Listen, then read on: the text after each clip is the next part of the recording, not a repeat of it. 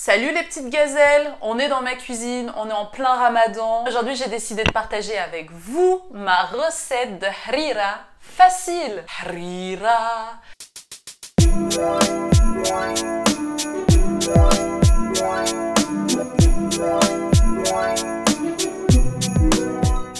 Coucou les petites gazelles.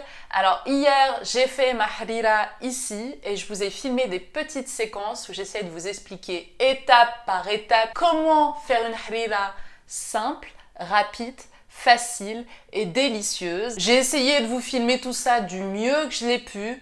C'était un peu bizarre au début parce que j'avais pas installé mon trépied, donc je filmais avec une main et je touillais avec l'autre.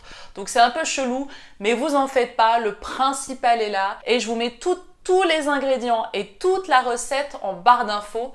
Allez, c'est parti pour la recette!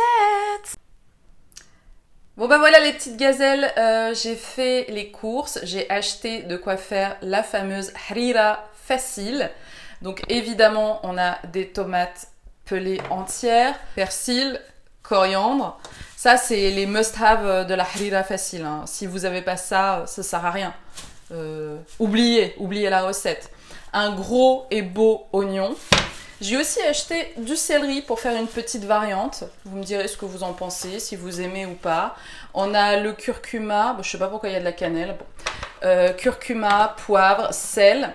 Vous savez, on rajoute toujours un peu de farine pour rendre la harira un petit peu plus épaisse à la fin. Sauf que moi, j'aimerais bien ne pas utiliser de farine blanche. Donc j'avais ce mélange dans mon placard. Un mélange de 3 farines. Il y a de la farine de riz, de la farine de pois chiches.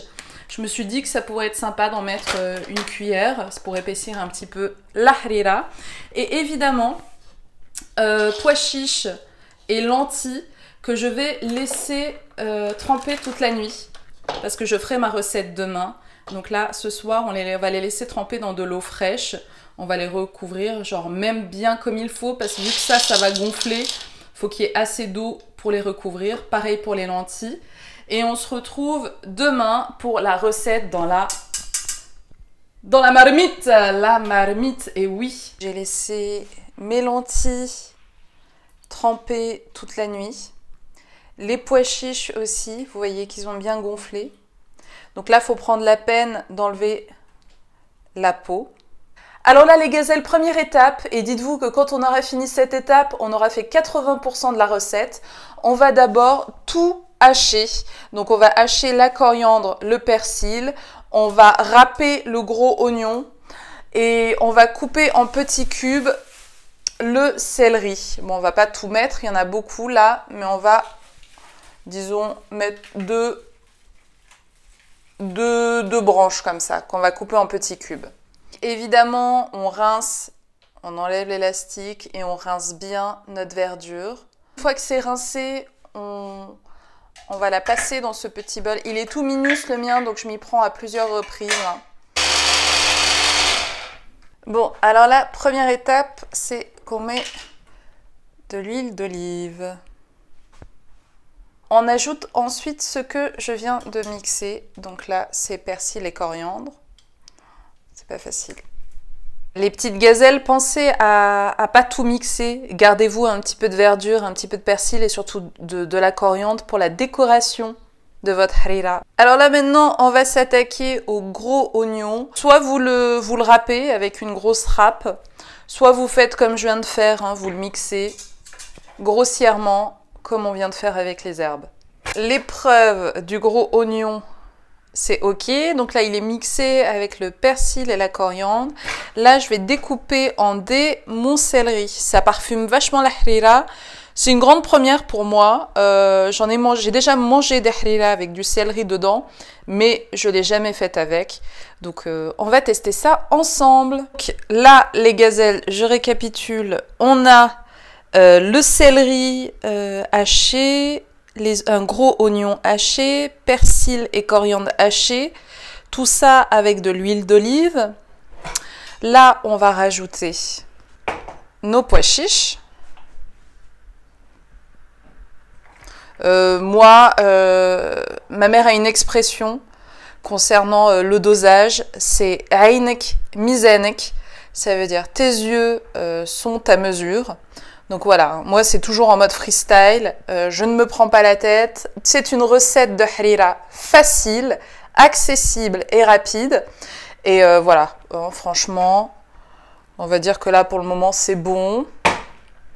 On va aussi ajouter les lentilles. Dans cette recette, on va tout faire cuire en même temps. C'est ça qui est pratique.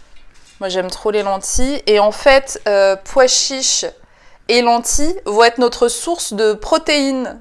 On est sur de la protéine végétale, mais si vous voulez rajouter de la viande, de l'agneau ou ce que vous voulez comme viande, vous les découpez en petits et c'est aussi là, à ce moment-là, que vous les mettez.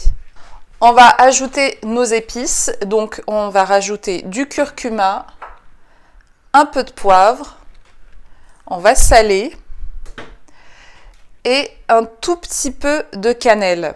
Moi, j'aime pas ça, mais vous pouvez rajouter de la poudre de gingembre aussi. Là, j'ai salé. Là, je vais... Vraiment, le salage, vous faites selon, hein, franchement, les petites meufs. Vu qu'on peut pas goûter là pendant le ramadan, disons que la première soupe, la première harira, c'est une harira test. On ajuste ensuite. Hein. Et vaut mieux ne pas manger trop salé, hein, c'est toujours meilleur. Notre curcuma. Voilà. On va mettre un petit peu de poivre.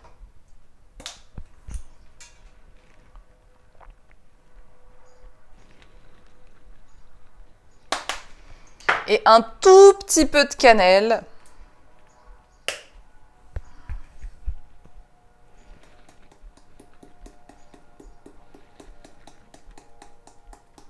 C'est vraiment juste pour le délire. Hein.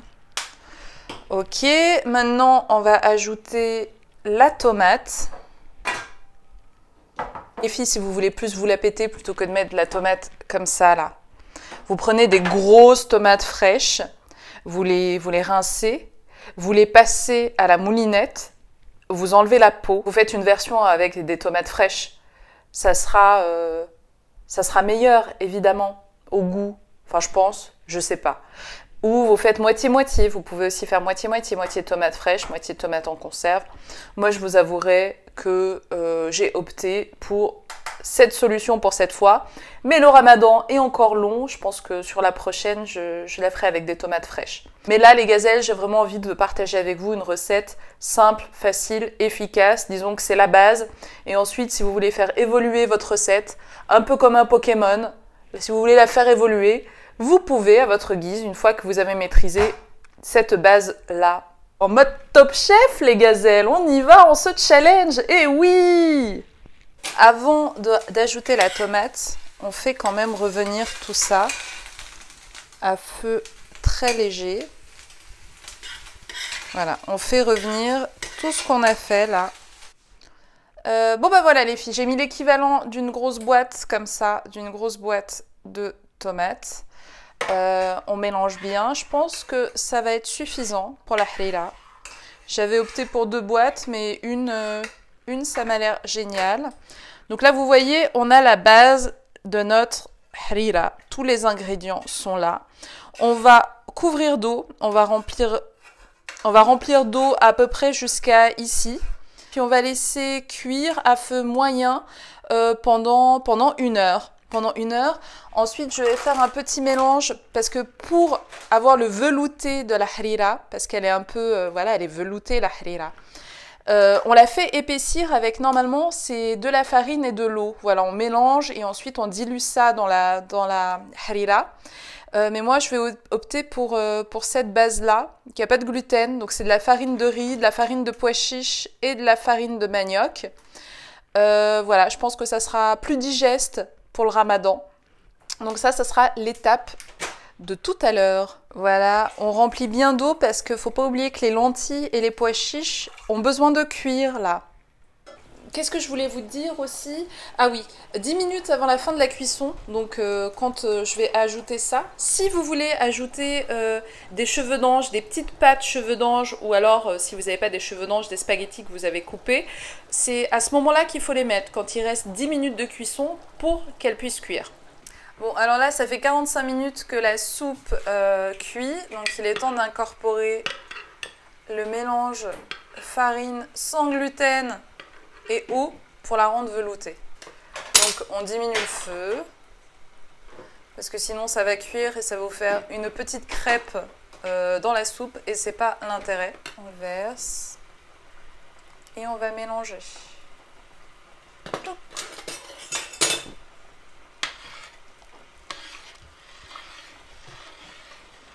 Bon bah voilà, j'ai bien mélangé. Du coup là, on laisse encore 10 minutes.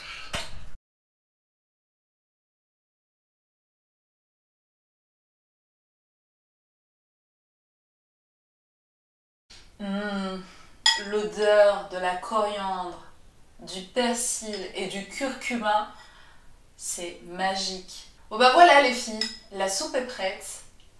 Le soleil n'est pas encore couché. Là, clairement, c'est une mise en scène. Je fais semblant de la déguster, mais c'est pas encore l'heure de manger. Dites-moi en commentaire si vous validez la recette ou si vous avez des petites remarques. Et surtout, si vous allez la tester.